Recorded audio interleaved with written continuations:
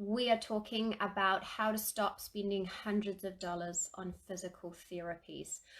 This was a suggestion from the group, and what a whopper. As soon as I read the comment, my brain was like formulating ideas here, there, and everywhere. Because as a person who has preferred to avoid medical options medicinal options where I can, and at the beginning, medicinal options didn't even really help me anyway. I spent a lot of money going to physical therapists. I have tried multiple physiotherapists, acupuncturists, Eastern people, Eastern therapy like traditional Chinese medicine, lots of massage therapists. I've tried an osteopath, I tried a chiropractor, been to a personal trainer who just really didn't get it. And I didn't have enough information myself at the time to help her get it. So I have spent hundreds, and at my worst, I was spending $50 or $60 a week. And every week I would hope that it would help, and it really didn't, or very little. And as I've gotten better, it's improved. And so now I'm actually only going every 3 or 4 weeks, but because it's been several years, the prices have gone up. So it's actually now $69 per visit. We run like a public system, so all of these services are considered private, so you pay fully yourself. And so now that I'm going 3 or 4 weekly, by doing all of these things I'm going to talk about, I'm saving a lot of money. I'm saving $150 to $200 a month, which is a lot of money over the course of the year. So it is a bit exciting.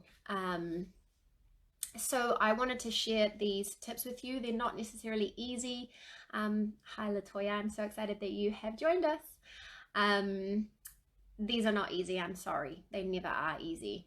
That's the irritating thing about this illness, but the good thing is that I've got 4 tips here that you can start working on slowly, a little bit at a time.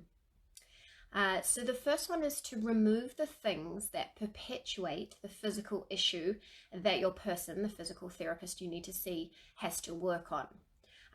This might be a tough one because you might not be willing or able to do the things. So for example, working full-time on a computer really exacerbates chronic trigger points. I have trigger points in my neck and shoulders. They have been something I've had to deal with all day, every day for many years. For a long time, they didn't even know what they were. And now that I know what they are, I can help, I can treat them a little bit better. But that means that I cannot work full-time on a computer. So the number one thing that I have to do is not work full-time on a computer. I can't do it. And so that's one of those things about finding what triggers it and reducing it. Because no matter the steps I take to mitigate it, I can't keep doing it and experience less pain. So that's the choice I had to make there. So think about it. Do you engage in things that aggravate your tricky spots? Is there something you're doing regularly that you could alter or avoid? So you'll need to kind of have a think and maybe write them down, maybe do a bit of a brainstorm of things that come up here. Is your bed and your pillow correct for your needs? I mean, if your neck is a big area, then look at your pillow and the ideal kind of pillow and set up for that, because you're there for a lot of hours in a row. And another thing is to check your breathing. So for some reason, nobody ever thinks to check in with our breathing. If we are breathing shallow, we are causing more tension in our chest and shoulders and neck. And actually, correct breathing goes a lot further than that, but just something as simple as checking on your breathing can really help.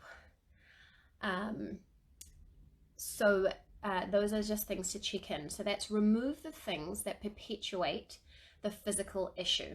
So that's reducing or removing what you notice is making a difference. So the next thing is working on the whole of life things. So a lot of our physical issues are related to our overall health. So when the fibromyalgia was worse, I needed to see physical therapists because I was searching for relief that just never came.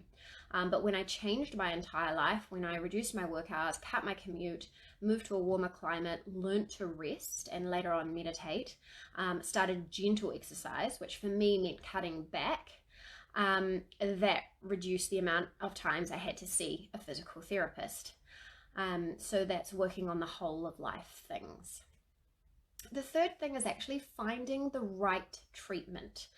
And I know that this is hard because there are so many options, and I've tried multiple modalities and multiple people within the modalities, and it is still difficult. I don't even know what I would do now if my current physiotherapist left. That would be a really hard battle for me to find one, because it is so hard to screen and check they know exactly what they're talking about with fibromyalgia, and the trigger points. But finding the right treatment halved how often I had to go.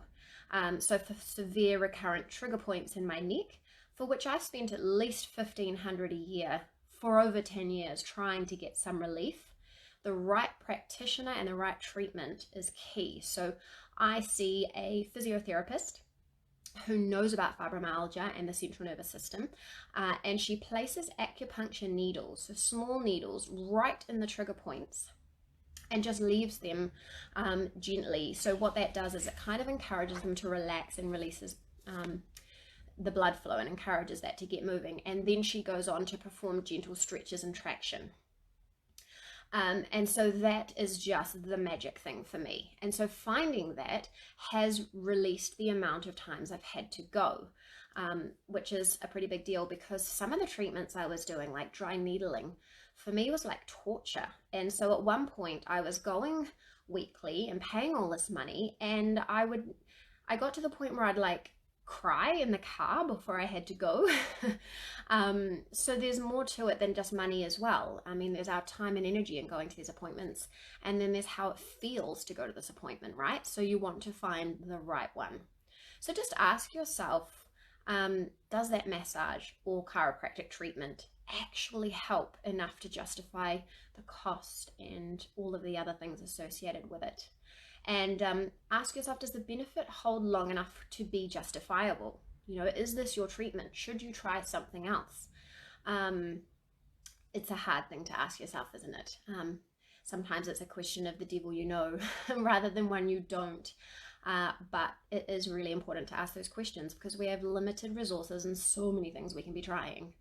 And the fourth thing, which I think might be the most important and the most easy to do, is learn things to do yourself. So for me, this is copious amounts of stretching and yoga. So for years and years, I've been doing lots of gentle neck stretches that helped.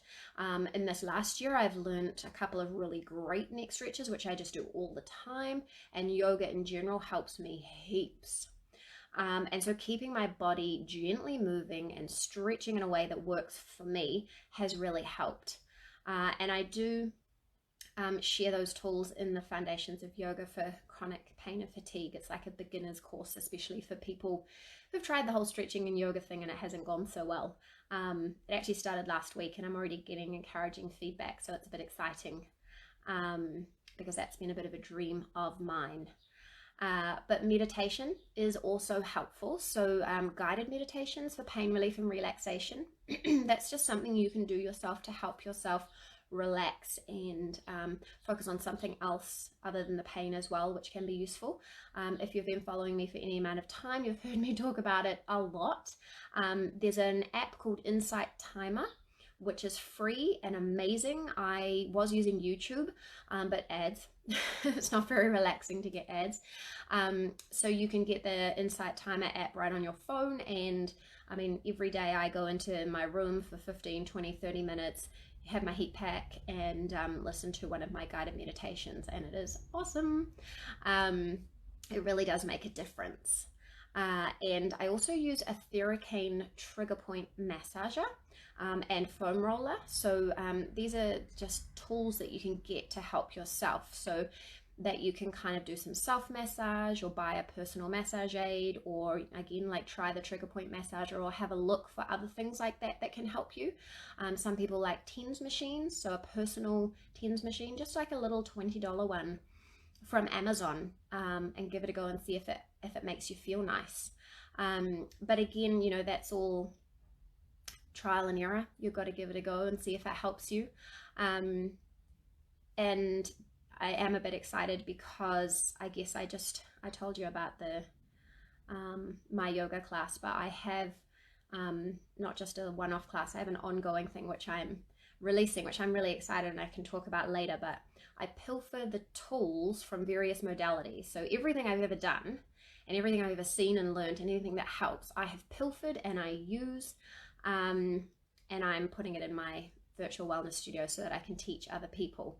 But you don't necessarily need to pay. You know, there's so many things that you can find that help you. So, I mean, have a look, think about what helps you and give it a go. If you know that yoga helps you and you can find something on YouTube that helps, go and watch it on YouTube and do it. If you're getting frustrated because you know it's a bit out of reach, then look at other resources. I don't think there are other classes or courses like mine, but if you find something, go for it and use it. If you find again, the Theracane trigger point massager, hot baths, anything you can find that is helpful, go and do it. Actually do it. I know that it's so hard to do, but if you can keep on top of all these things and do it regularly, then it will make a difference to you and reduce how often you have to go and get treatment. And another thing is you can ask a practitioner you see. So if you are going to see a practitioner, get them to give you suggestions of things that you can do at home, and again, do them. So whenever I go to the physio, we're talking about things that I can do to strengthen myself, or I'll tell her about the yoga that I'm doing and I'll say, I'm doing this thing, but I'd really like to really work on this particular muscle because I'm having a problem with it. What stretch or what movement would be the most useful? And so she will tell me and I will do it. So it's another way to get value out of what you do pay for, but also go less often. So we'll just do a really quick recap on those 4 things. So that was, 1 is remove or reduce the perpetuating factors, the things that exacerbate the physical pain and the reason that you need to go. Work on the whole of life things. Find the right treatment, which again I know is difficult, but find the right treatment. And the last one is learn to do those things yourself that you can, whether that's yoga with me, whether that's yoga on YouTube, whether that's meditation or using the trigger point massager or whatever it is.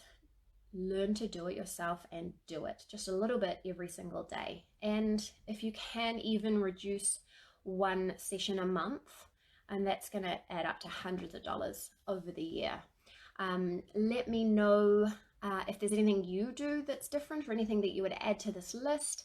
Let us know in the comments as well what you have found to be the most useful in terms of things you can do yourself. That's always really useful as well, because I'm always willing to try new things. Hopefully other people here are willing to try new things. So let us know, please share that knowledge if you have something else. And I hope you have a really fabulous day.